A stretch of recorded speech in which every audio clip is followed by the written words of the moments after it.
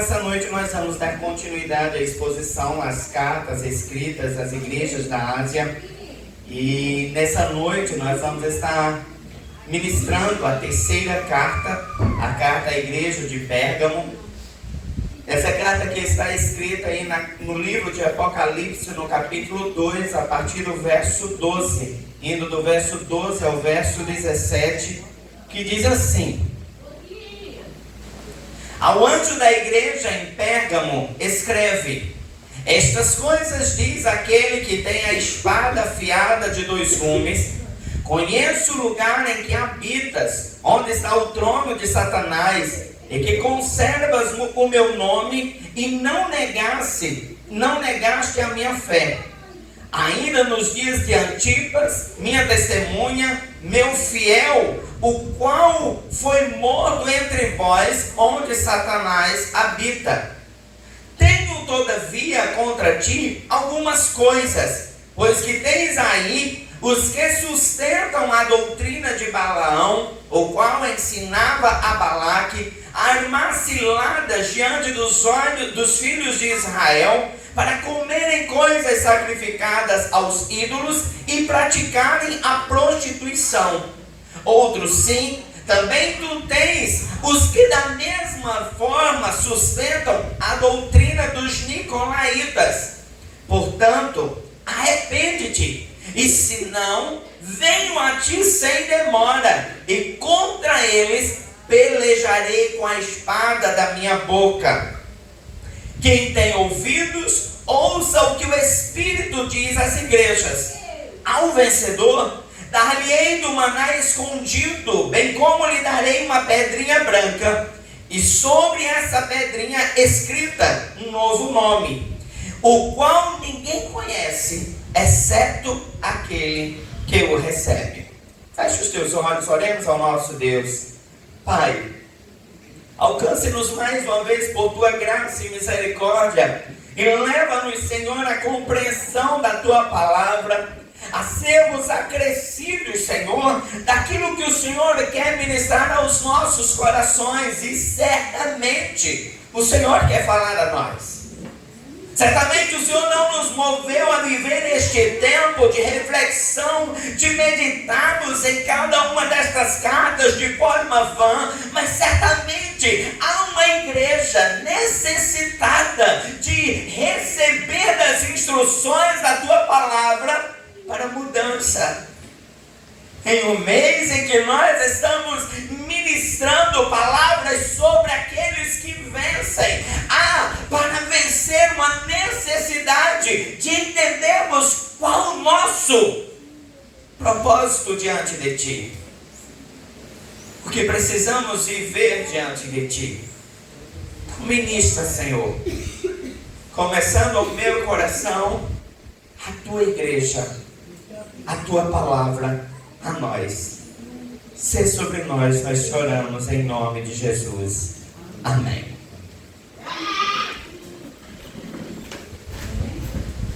Irmãos, quando nós lemos a carta à igreja de Pérgamo, nós vamos nos deparar com uma carta não diferente das demais, mas que talvez ela esteja tão mais presente em nossos dias.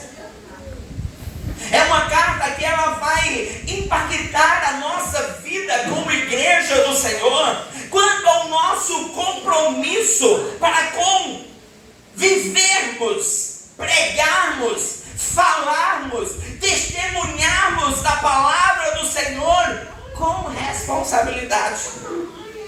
Ela é uma carta que vai encontrar uma igreja que o seu maior mal não era a condição de batalha contra a sua própria carne, uma batalha entre o bem e o mal, uma batalha entre aquilo que estava sendo vivenciado em condições de pecados, talvez de, sei lá, prostituição ou coisas similares.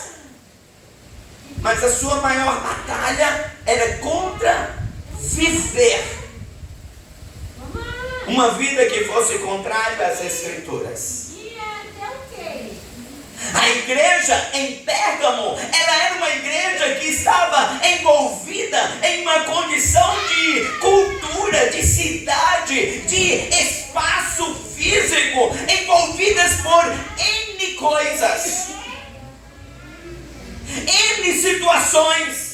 Uma igreja que, tal quais as demais igrejas, vivia a perseguição por causa do Evangelho. Mas em meio à perseguição, o seu plano de fundo para a escritura dessa carta está a permissividade com uma teologia que não era bíblica. E que por isso, quando nós a lemos e trazemos para os nossos dias, nós observamos uma situação em similaridade. Em um tempo em que a pregação do Evangelho, ela tem sido apresentada de uma forma libertinosa, onde eu falo o que eu quero, onde eu ministro o que eu quero, onde eu ensino o que eu quero, onde eu trago um Evangelho, como já diz o título de um livro, ao gosto do freguês. Hoje você encontra uma diversidade de igrejas. Em conjunto, uma diversidade de teologias. Uma diversidade de apresentação da palavra do Senhor em formato daquilo que se espera o homem e não o que se espera Deus. Onde os homens, de forma irresponsáveis, por muitas vezes pegam porções da palavra e a deturpam para agradar, para trazer número de membros, para crescer as suas entradas de ofertas e dízimos, para trazer maiores números de igrejas abertas de qualquer forma. Nós vivemos esse tempo de uma igreja em que a pregação do Evangelho, ela é agradável ao formato que você quer. Eu quero viver numa igreja, formato surfista, tem uma igreja. Eu quero viver numa igreja que me libere, viver assim, assim, assim, tem. Eu quero uma igreja que, não, essa igreja eu quero aquela que barre tantas e tantas coisas, tem. E por muitas vezes isso se tornou facilitador para os homens, que diante das dificuldades, diante das adversidades, decidem ir para onde vai ser lhe agradável. Se tá bom, não está mais me agradando, passo para a igreja vizinha. A igreja de Pérgamo vai nos trazer este plano de fundo. Uma liberdade com relação à teologia do Senhor. E a carta então ela começa dizendo ao anjo da igreja em Pérgamo, escreve. E nós já ouvimos nas duas primeiras ministrações, ao anjo da igreja, aponta ao pastor, mas não apenas ao pastor, mas ao pastor em conjunto com a igreja, porque é ele o responsável de trazer aquilo que o Senhor requer da sua igreja, é ele que carrega sobre si a responsabilidade de apresentar o primeiro instante da palavra em uma teologia correta. A carta diz ao anjo da igreja: estas coisas diz aquele que tem a espada afiada de dois gumes. Quem está dizendo? O próprio Senhor. Que espada de dois gumes é essa? A palavra. Quando é trazido essa carta, o anjo da igreja de Pérgamo, ela já começa batendo de frente com a realidade da igreja. Olha, quem está escrevendo a você é aquele que possui uma espada de dois gumes. Ele está dizendo, sabe quem está falando com você? Aquele que possui a verdade. É como se aquele aquela carta estivesse dizendo: vocês estão vivendo uma mentira. Vocês estão vivendo um evangelho, uma mensagem, uma propagação de algo que não é aquilo que eu espero de vocês. Mas quem está falando com vocês é aquele que possui a verdade. Irmãos, só há uma verdade. Essa única verdade está nas Escrituras. Essa única verdade está naquilo que nós somos instruídos a meditar dia e noite, a trazer ao nosso coração e tornar ela plantada, selada. Quando Davi ele diz: eu quero trazer nas tábuas do meu coração, ele dizendo: eu quero trazer escrito. Sabe quando você pega aquela madeira e pega lá o ferro quente e começa a escrever de forma que não é possível apagar? É isso que Davi diz. E que verdade é essa? O Evangelho, a palavra do Senhor. Não é a teologia de Hernandes Dias Lopes, não é a teologia de Iago, não é a teologia de Franklin Ferreira, não é a teologia de Luciano Subirá, não é a teologia de nenhum homem na face da terra, mas a teologia descrita na palavra que está nas suas mãos. Todos esses homens, todas essas mulheres se levantam para nos auxiliar. Mas eu preciso ser uma igreja que, assim como os bereanos, tem a palavra como aquela que é a linha, que testifica. Porque a palavra nos instrui, irmãos, é que nós precisamos viver a palavra de Deus em sua verdade. Eu não posso estar sentado em uma cadeira de igreja esperando que, tudo bem, o que Isaac falou está ok, está bacana, é isso mesmo. Eu preciso pegar o que Isaac fala e alinhar com as Escrituras, porque ela é a verdade, porque ela é que nos conduz a uma vida eterna. Não é o pastor da tua igreja, não é o líder do seu departamento, mas a palavra do Senhor. A carta chega batendo de frente, dizendo: quem fala com você é aquele que possui a verdade.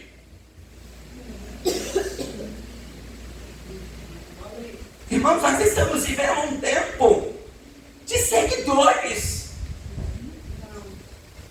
Nós estamos vivendo um tempo em que a igreja está seguindo o mesmo curso da sociedade inserida. Vou seguir quem tem mais seguidores. Se teólogo tem tantos seguidores, ele fala a verdade. E de repente estão seguindo pregadores que estão dizendo: eu não preciso da Bíblia, eu falo o que eles querem ouvir. Pregadora renomada. E de repente você é seguidor. E de repente você está seguindo aquele que está dizendo: olha, Deus ele é aquele que nos faz prosperar, Ele é aquele que nos faz ficar ricos, Ele é aquele que nos faz ser o bambambam, Ele é aquele que te chama de queridinho. É como se esse Deus criasse grupinhos, seleções.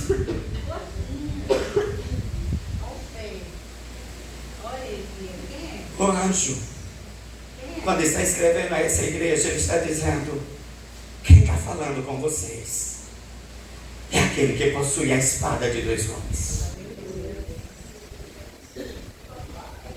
E ele segue então dizendo: conheço o lugar em que vocês habitam.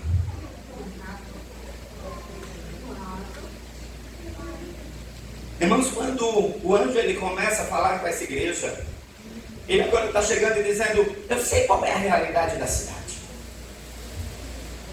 A sua igreja, ela está inserida em um ambiente de uma cidade extremamente vaidosa de si mesma.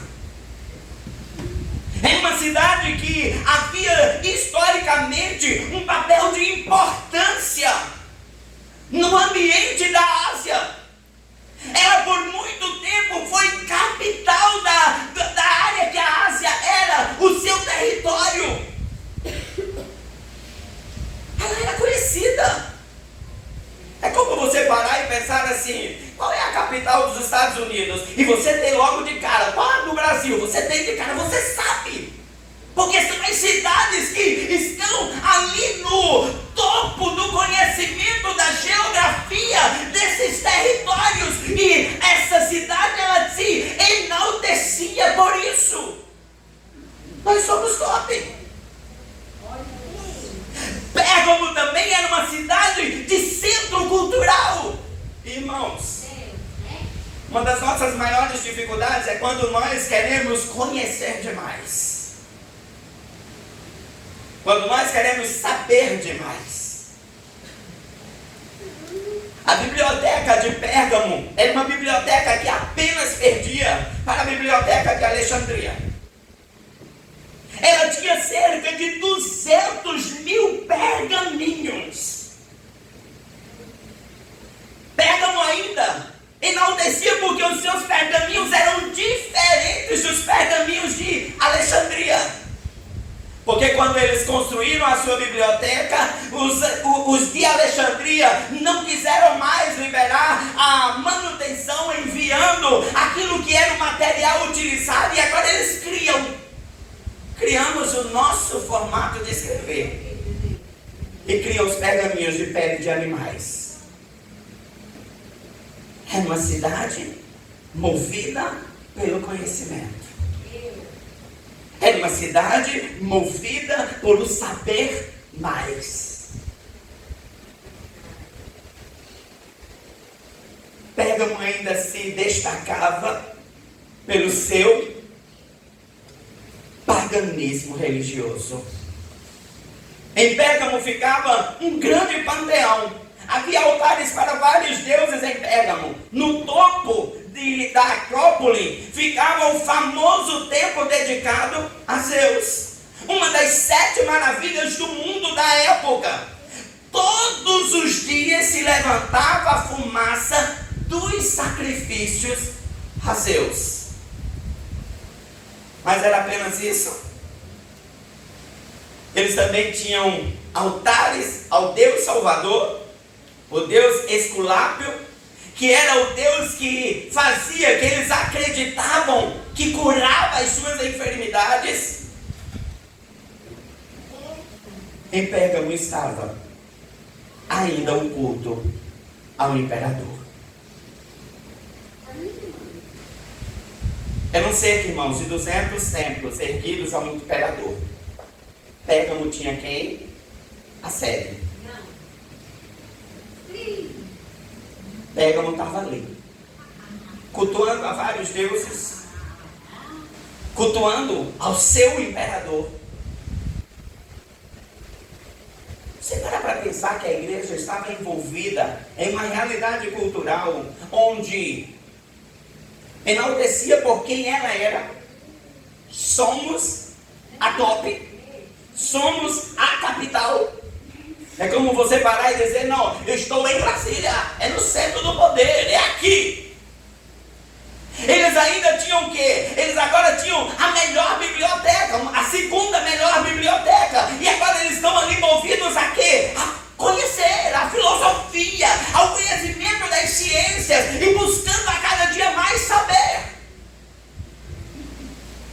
E um misticismo solto. Irmãos, quando a gente para pensar sobre essa realidade da cidade de Pérgamo, nós precisamos parar e pensar sobre a realidade em nossos dias. Igor falava sobre a apresentação do seu trabalho no mestrado. E sabe, queridos, Realmente não é pecado estudarmos, nos capacitarmos. O problema é quando nós começamos a achar que conhecer nos faz alguém.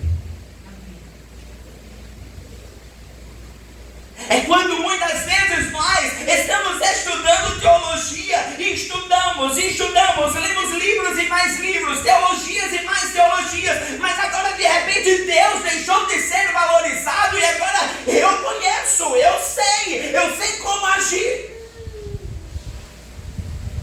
Irmãos, essa era a realidade na igreja de Pérgamo. É quando eu deixo de depender do conhecimento em Deus para depender do conhecimento das coisas de Deus por minha ótica. É quando eu começo a pensar que como eu faço é a melhor estratégia, como eu penso é o melhor caminho, como eu me comporto é o melhor, é o saber. E agora essa é a realidade de uma cidade que era movida pelo conhecimento, com uma igreja centrada em um comportamento similar à sua cidade. E o anjo da igreja diz: eu conheço o lugar em que habitas. No lugar onde você habita está o trono de Satanás, e que conservas o meu nome e não negaste a minha fé, ainda nos dias de Antipas, minha testemunha, meu fiel, o qual foi morto entre vós, onde Satanás habita. Irmãos, é interessante quando a gente lê esse verso 13. O anjo daquele que escreve essa carta, ele aponta para a realidade da cidade. Mediante a realidade da cidade, ele ainda diz: mas eu sei, vocês não negaram o meu nome, vocês continuam mantendo aí, fiel, sou de Cristo.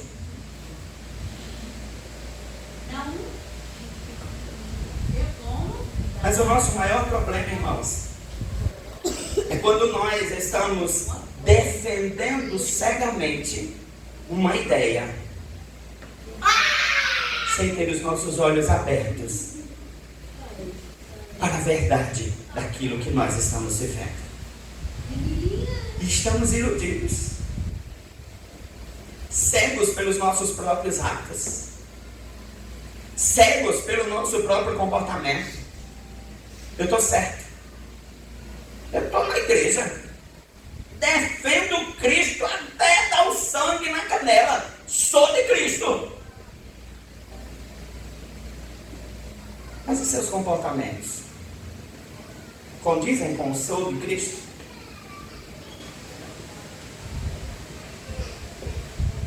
O pastor daquela igreja,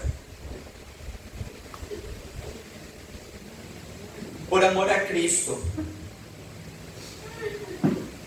ele é pego, preso, colocado dentro de um boi de aço e queimado. É colocado dentro daquele boi e eles começam a esquentar aquele forno. Aquele homem foi colocado em uma fogueira, onde o fogo ia consumindo. Aquele homem foi assado, cozinhado dentro de um forno de aço.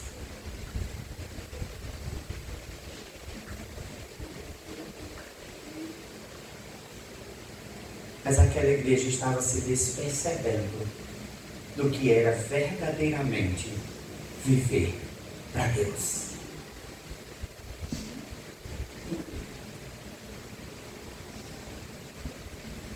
Então o Senhor chega para aquela igreja e diz: sabe, entre vocês tem aqueles que são fiéis, entre vocês tem aqueles que me amam de verdade.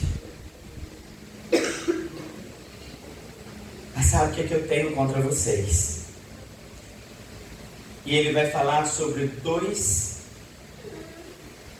duas teologias que estavam sendo propagadas. Primeiro ele estava dizendo, vocês toleram. E eu quero que vocês atentem para essa palavra, tolerar. Mas antes eu quero apresentar a vocês o que eram essas duas doutrinas. Primeiro era a doutrina dos Balaitas. Balaitas está lá apontando lá para o profeta Balaão, lá no livro dos Juízes, onde ele é contratado, para amaldiçoar o povo de Israel. Só que ele não consegue. Deus não permite. Deus trava a língua de Balaão e Balaão não consegue amaldiçoar o povo de Israel. O que Balaão faz? Deixa eu te ensinar estratégias. Deixa eu te dizer uma coisa. Mistura o povo. Escolhe mulheres bonitas, mulheres atraentes. Coloca ela no meio do povo de Deus. Os homens vão ficar caídos por elas, vão se envolver com elas, e você amaldiçoou o povo com prostituição. Essa era a doutrina. A doutrina de usar meios. Já que você não consegue com perseguição, já que você não consegue derrubar a igreja por meio de falar a verdade, já que você não consegue derrubar a igreja prendendo os seus líderes, já que você não consegue derrubar a igreja fazendo com que eles sejam, por causa da perseguição, calados, coloca o pecado dentro da igreja, permite o pecado dentro da igreja, vá disfarçadamente envolvendo, eles caem. Eles vão cair pelos seus próprios atos. Irmãos, é chocante. Mas estava dentro da igreja.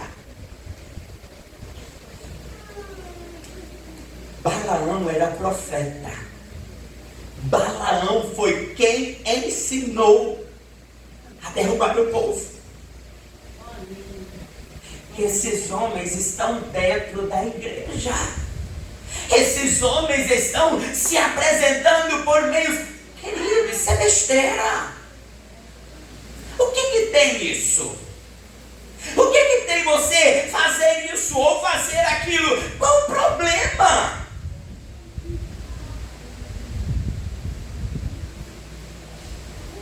Foi assim que Balaão fez. Balaão sujou suas mãos? Diretamente não, irmãos. Ele só ensinou como derrubar.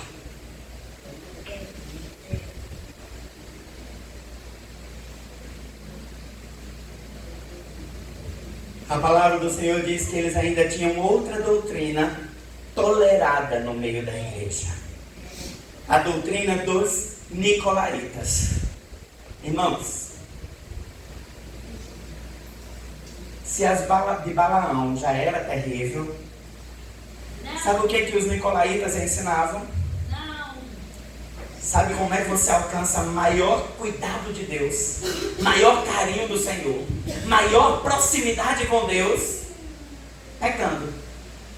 Quanto mais você peca, mais você experimenta o perdão e a misericórdia do Senhor. Quanto mais você erra, quanto mais você se afasta e você faz, meu filho, você volta e pede perdão e chora aos pés do Senhor.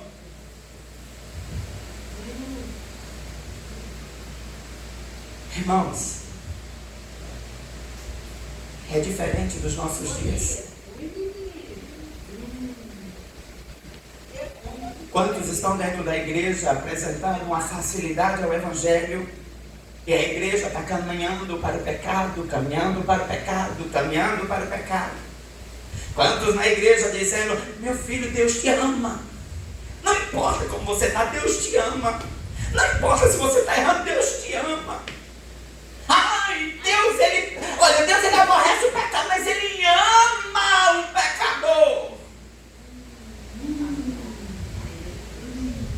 Irmãos, Deus ama o pecador que se arrepende e deixa as suas más obras. Quando o Senhor disse para a mulher, vai, a mulher adúltera que chega e diz, Senhor, foram todos embora, todo mundo foi embora, o Senhor não vai me apedrejar? Não, mulher, vai. Mas eu te digo uma coisa, não peque mais não.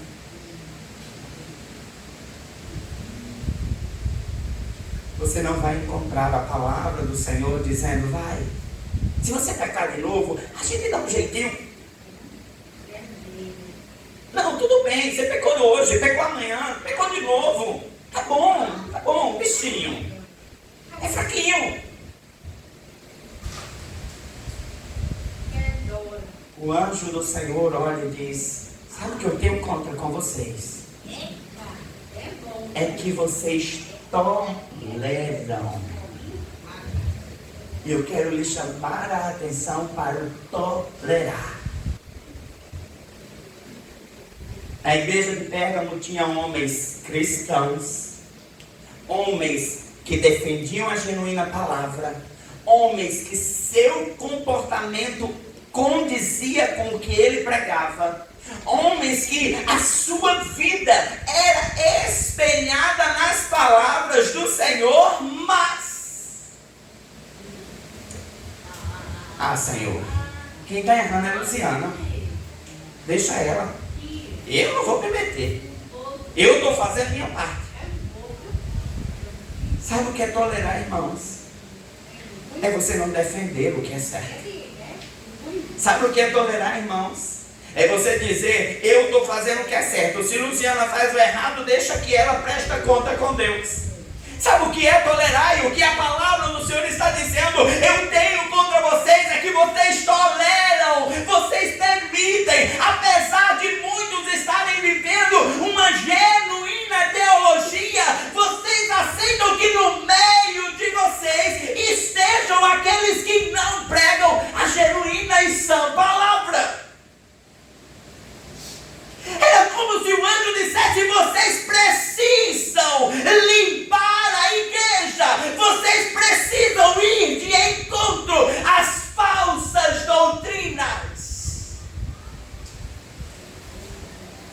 O problema é que a igreja não quer se indispor com o pecado. O problema é que a igreja não quer se indispor com aqueles que estão errados.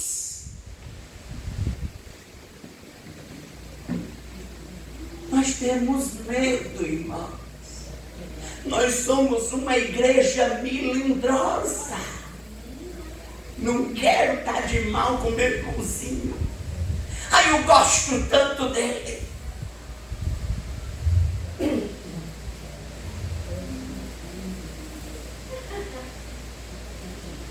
O anjo do Senhor está olhando para aquela igreja. E ele está dizendo, meu querido, não é simplesmente morrer. Não é simplesmente alguém chegar e dizer, você nega o meu nome, o nome do Senhor? E você dizer, não, não nego. Eu preciso zelar. Eu preciso ser zeloso pelas coisas da casa do Senhor. Eu preciso saber quem eu coloco no meu púlpito. Eu preciso saber quem instrui as minhas ovelhas. Eu preciso saber quem que assiste o meu filho. Eu preciso saber o que a minha filha faz quando sai. Eu preciso saber o que o meu marido está vivendo, o que a minha esposa está vivendo. Eu preciso ir de encontro ao pecado. A igreja do Senhor não são essas quatro paredes. A igreja do Senhor é você, é a sua casa, é a sua família, é aquele que o Senhor lhe colocou por sacerdócio real. E eu preciso, você precisa ir de encontro ao pecado, ou estaremos entre aqueles que toleram. O meu ciclo permite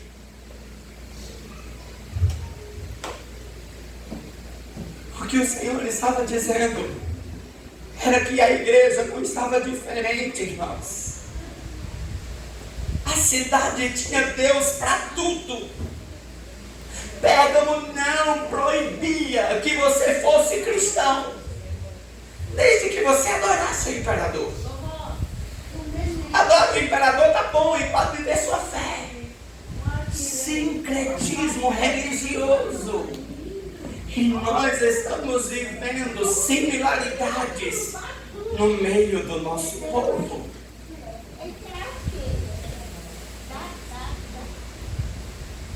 Sabe, irmãos, a carta à igreja de Pérgamo não está dizendo enxote os pecadores, mas ela está dizendo mostre o pecado aos pecadores. Mostre que estão errados e que precisam corrigir. Então o anjo do Senhor, no verso 16, ele diz: portanto, depois de ele ter dito toda a problemática daquela igreja, portanto, arrepende-te. Sabe, irmãos, há uma única fórmula de sermos refeitos no Senhor: arrependimento. Não são remorsos, não são lágrimas, não são comportamentos, não são vestimentas aparentemente de crente. Não é o tamanho do seu cabelo ou o tamanho da sua saia. Não é o seu celular cheio de canções cristãs. Não é não usar bermuda, não, eu só vou se eu for de calça. É mudança aqui, ó. Porque isso aqui eu posso fazer de conta que é crente. Mas isso aqui o Senhor conhece. O homem pode não conhecer isso aqui, e você pode pintar toda a imagem de perfeito cristão, mas o Senhor vê todas as coisas. E só há uma forma de sermos refeitos no Senhor: se arrependendo.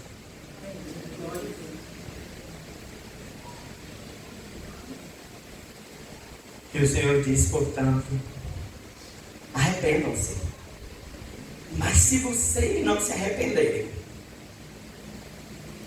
eu venho a ti sem demora, e contra eles pelejarei com a espada da minha boca.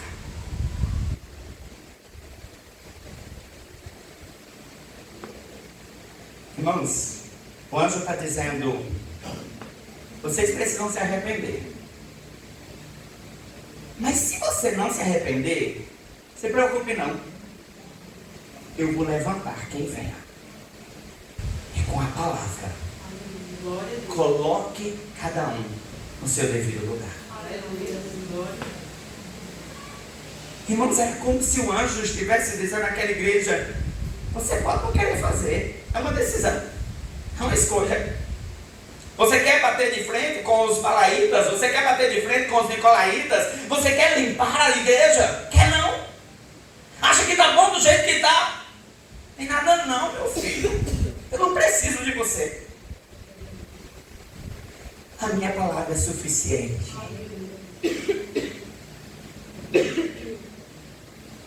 Irmãos, muitas vezes nós estamos nos achando bambambãs na mão do Senhor, achando que nada nos atinge. E porque está tudo ali muito bom, Deus está me amando. Mas talvez Deus te esqueceu.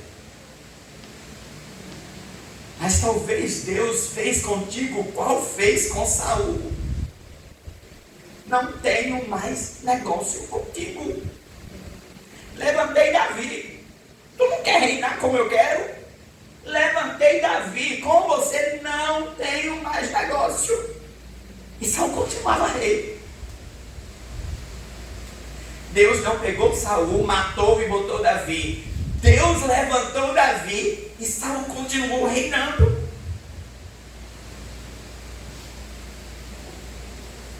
Irmãos, quando nós lemos uma carta como essa, é preciso gerar em nós temor. Será que eu estou vivendo segundo a palavra? Ou será que eu estou sendo permissivo? Aceitando qualquer coisa pela boa vizinhança? É preciso arrependimento. Porque o Senhor não vai deixar de fazer por causa de você. Não vai. Aleluia. Quando chega no verso 17, então ele agora deixa uma promessa àqueles que vencerem. Como é que você vence, irmão? Se arrependendo, deixando de praticar as más obras. E agora o Senhor, ele diz: aos vencedores,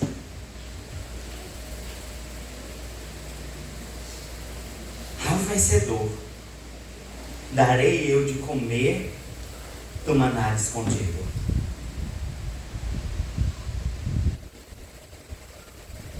Quando ele fala sobre isso, irmãos, ele está trazendo para uma ideia. Não existe uma comprovação disso, mas os judeus e todos aqueles que faziam parte de todo aquele contexto religioso, cristão, eles tinham conhecimento claro de uma lenda, de que quando o templo havia sido destruído, voltando um pouco mais atrás, o povo estava no deserto, o povo sentiu fome, o povo reclamou a Moisés, Moisés orou a Deus, Deus disse: vou mandar maná do céu. Deus mandou e disse: olha, não pode guardar para o dia seguinte, todo dia eu vou dar um sustento. Daquele maná, o Senhor disse que eles deveriam pegar uma porção e guardarem um recipiente dentro da arca do Senhor. Quando chega lá no templo de Jeremias, o templo ele é destruído por causa do cativeiro. E aí surge uma lenda de que Jeremias tinha pego esse maná que estava lá na arca e havia escondido na fenda do Monte Sinai. E agora o Senhor está dizendo: olha, ao que vencer, eu darei de comer do maná escondido. Deus vai pegar e vai fazer e buscar aquele maná da lenda? Não. Deus está dizendo: ao que vencer, eu darei de comer do maná vivo. Quem é o pão do céu? Cristo.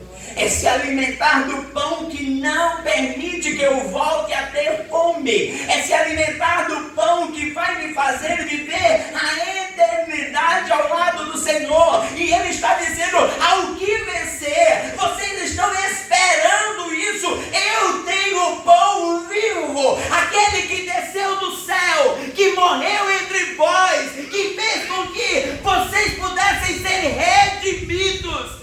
Esse pão vocês vão comer diariamente. E vocês não terão fome. E vocês não terão fome.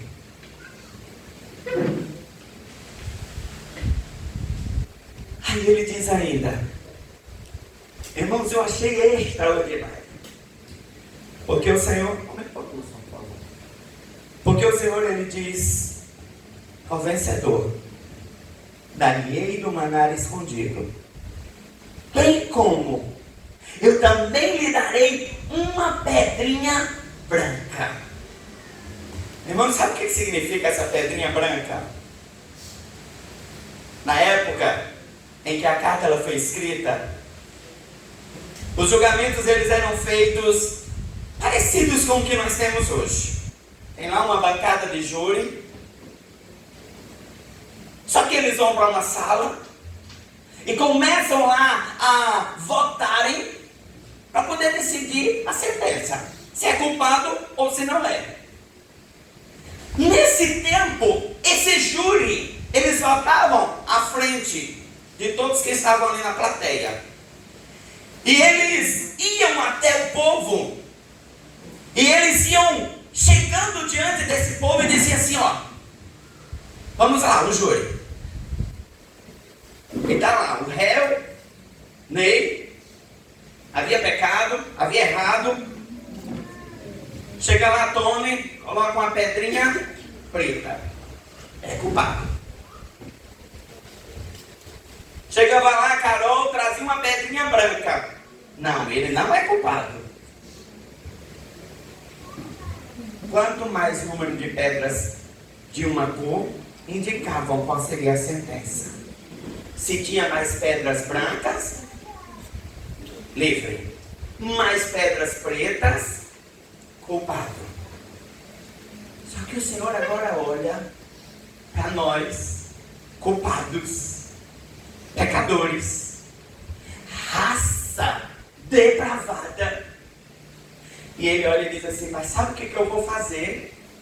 Se você vencer, a pedrinha que eu vou colocar será única. E ela será branca. Você estará redimido. Você estará livre. Você estará purificado. O Senhor estava olhando para aquela igreja e estava dizendo, há uma sentença.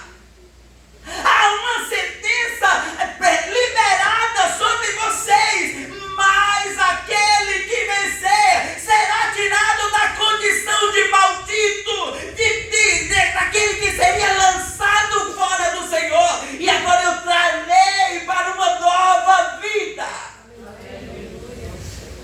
Ao que vencer, irmãos. Você já imaginou o dia do julgamento e a pedrinha que será colocada diante de nós e diante de todos ser a pedra de redimido? Aleluia. Irmãos, é como se você fosse a plateia desse julgamento. Isaac fosse o réu, mas o Senhor chega e diz, é hora da votação. Jesus está lá no banco de júri. E ele chega e diz, a minha pedrinha é branca. Não há mais pecado sobre ele. Eu purifiquei. Eu lavei. Eu fiz porque ele venceu. Porque ele se manteve fiel. Porque ele não negociou a palavra. Aleluia. É a sentença do Senhor, irmãos. É a sentença. Mas sabe o que ele ainda diz? Essa pedrinha tem um novo nome. Irmãos, o Senhor está dizendo, o que vai ser? Quando eu colocar a sentença diante dos homens, será uma pedra branca. Mas essa pedra tem um novo nome. Mas deixa eu te chamar a atenção para uma coisa. Esse novo nome, só você conhece. Sabe o que tanto nós ouvimos? Um dia você vai estar no palco. Um dia o povo vai ver. É suficiente ver que você foi redimido. Mas o novo nome é só entre você e o Pai. O novo nome não é para estar publicando. O novo nome não é para estar alcançando seguidores. O novo nome não é para estar ali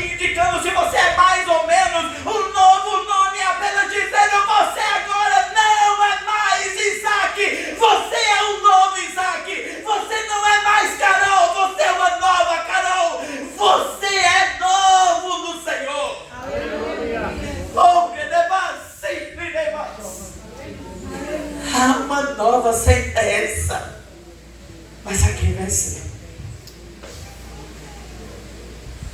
E só vencemos nos arrependendo todos os dias e nos voltando à palavra.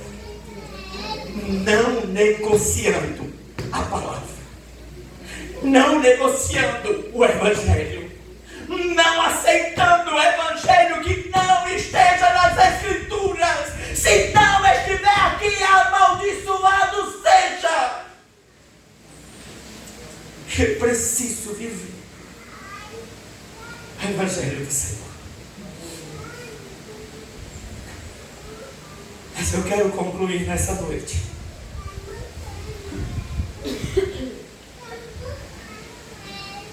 trazendo um texto de 1 Coríntios, capítulo 13, verso 12.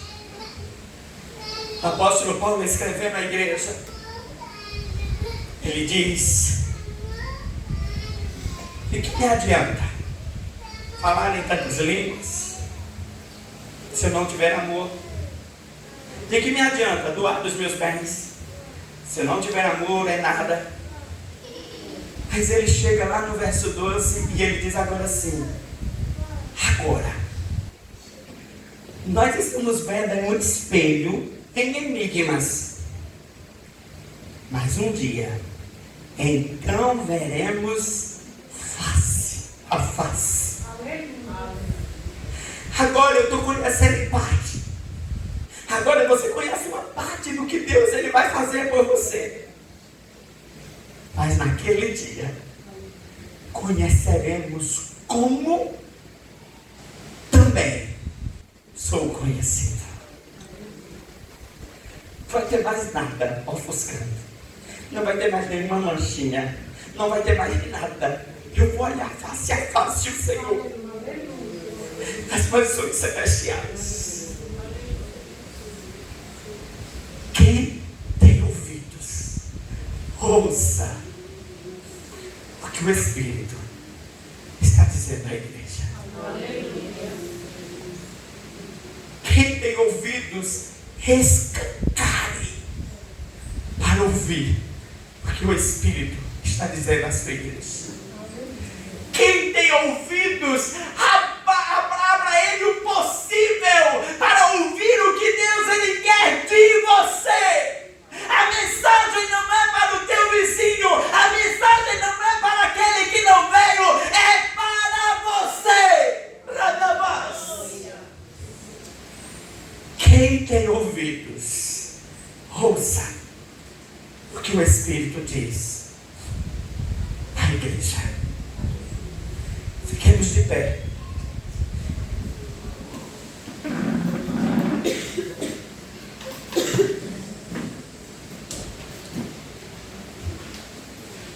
Oh, meu Deus.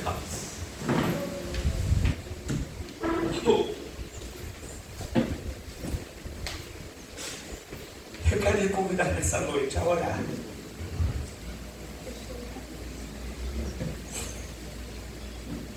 Enquanto nós oramos, eu quero lhe convidar a visitar o seu coração. A olhar como ele se encontra nessa noite. A olhar onde nós precisamos nos voltar. A olhar como nós estamos nos comportando quanto à palavra de Deus. E a se arrepender.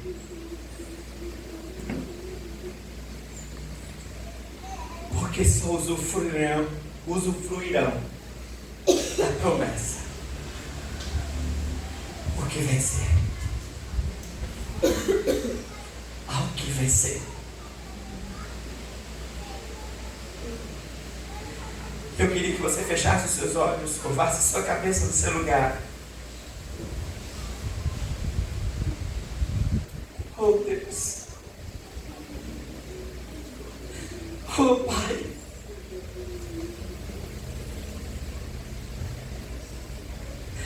Oh, mas como nós precisamos da tua misericórdia.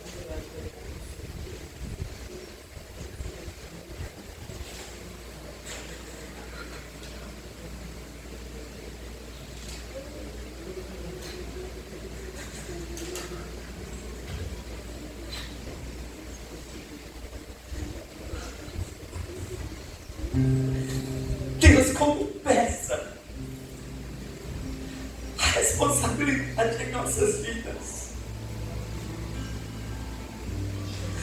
Nós não servimos a um Deus que brinca. Nós não servimos a um Deus que negocia as suas verdades.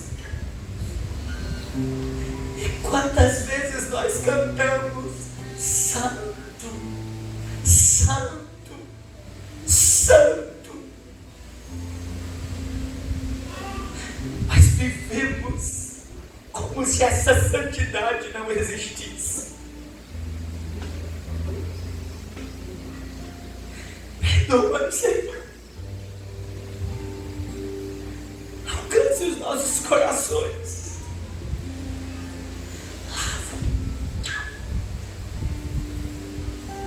Lava-nos, Senhor. Oh Deus, nos faz diferentes. Nos faz ansiar por Tua palavra, ansiar por viver a Tua palavra, ansiar por defender a Tua palavra. Ah, Deus.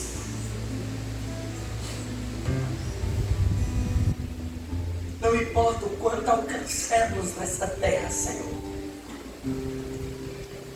se não alcançarmos a transformação em Ti, de que vale nada. Deus, ser sobre nós. Limpa-nos. Limpa-nos.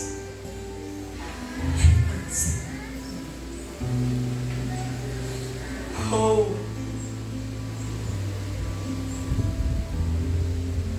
se há alguém aqui de nós que ouviu a palavra e que hoje quer tomar sua decisão, ou você que ouviu a palavra, se afastou, está distante, mas ela tem ardido no teu coração e você quer voltar, que você dê um sinal com sua mão e nós vamos orar ao Senhor por tua vida. Só há um caminho: arrependendo-se e voltando-se ao Senhor. Só há um caminho: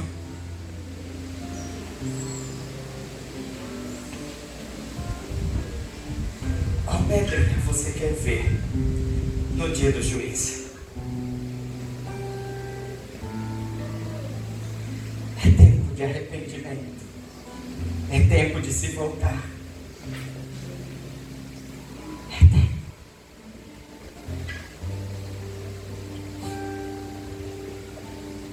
Amém.